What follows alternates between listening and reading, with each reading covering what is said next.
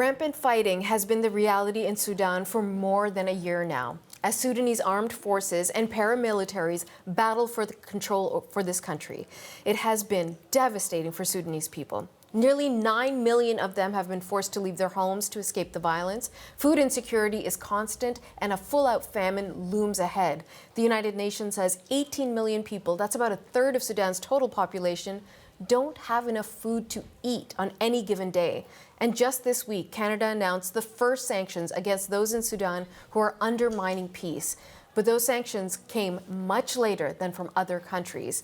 Nicholas Kogan served as Canada's first resident diplomat in Khartoum, Sudan between 2000 and 2003. Ambassador, very good to have you on the show. Thank you for joining us. Thank you for your interest in Sudan. Ambassador, our Foreign Affairs Minister Melanie Joly announced sanctions earlier this week against specific individuals and entities linked to the violence in Sudan. Canada has also made a huge commitment monetarily to offer aid to the Sudanese people. But I ask you, is it too little too late 1 year into this ongoing and bloody war? I think both those steps are enormously welcome, but there's no question we are overdue with sanctions. We should be in contact with our allies. We should be looking more carefully at who else and which networks need sanctioning. I should say a lot of this war is funded by the sale of gold, principally by the rebel militia known as the RSF. That gold is marketed through Dubai. Now, Canada is home to over 50% of international companies prospecting and mining gold.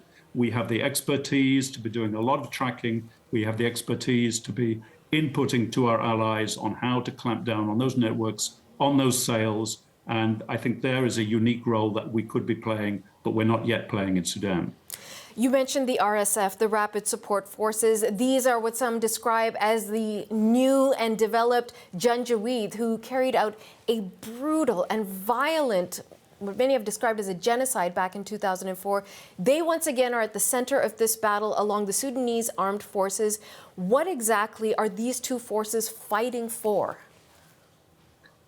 Essentially, they are fighting between themselves for control of Sudan, for military control, and to form the next government.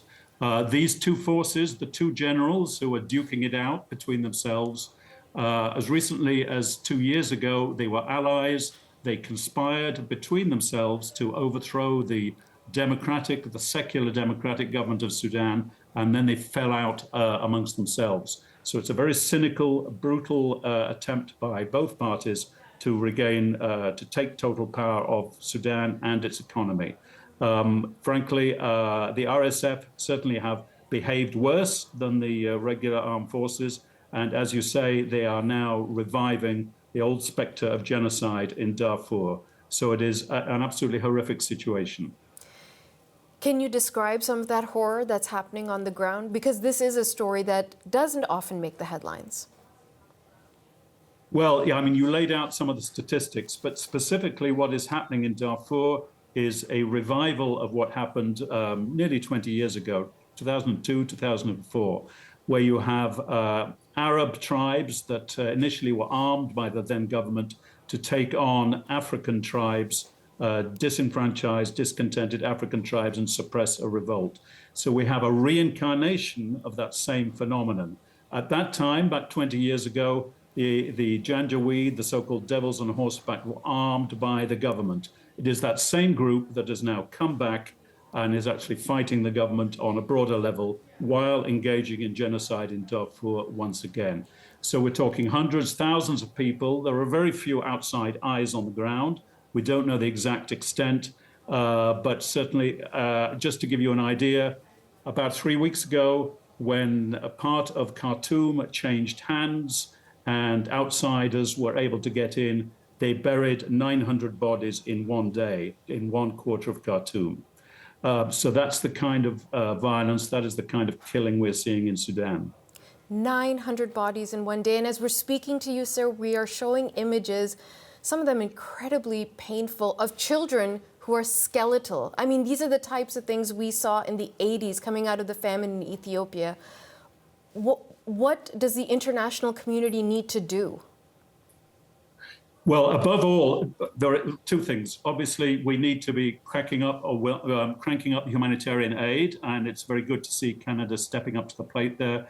But most important, most urgent is, above all, to get a ceasefire. That's proving extremely difficult. Both parties still believe they can win. Neither of the two generals is showing any disposition to talk. Currently, there are talks tentatively scheduled to occur in Jeddah in 3 weeks' time, sponsored by the US and Saudi Arabia. But frankly, very few people are optimistic that they will result in much. But getting the aid in as the best we can and a ceasefire, those are the top two priorities. But sir, how can any aid go in? I mean, the world's attention being on a place like Gaza, and aid is not going in. No one's paying attention to this. So how is aid going to get in, especially when you've got two sets of militaries fighting this out? That you're entirely right, and it's not just a question of getting the aid in. The risk is that the aid is manipulated by the two parties to benefit the population they control. It's a major challenge, really getting it on the ground. Much of the aid, to be frank, is now directed at those that have successfully fled the conflict. That's fine. Those people are in need of aid. For example, we have nearly 700,000 refugees in South Sudan, which is a country that is woefully equipped to deal with the refugees.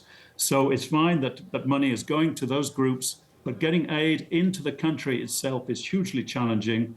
There are no functioning organizations. Most of the non-governmental organizations are under threat or at risk of manipulation. As you say, a famine is looming. It's not a question of when, it is not a question of if.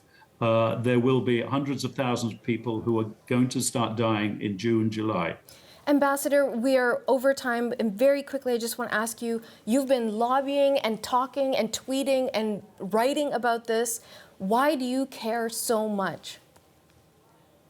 I became very deeply attached to Sudan when I was posted there, in spite of they've been cursed with a succession of terrible governments. But these are the ordinary Sudanese I knew, the kindest, most hospitable people I have ever encountered anywhere. Okay. We'll hope for the best for them and for their country. Ambassador, thank you so much for your time today. Thanks so much for your concern. Absolutely.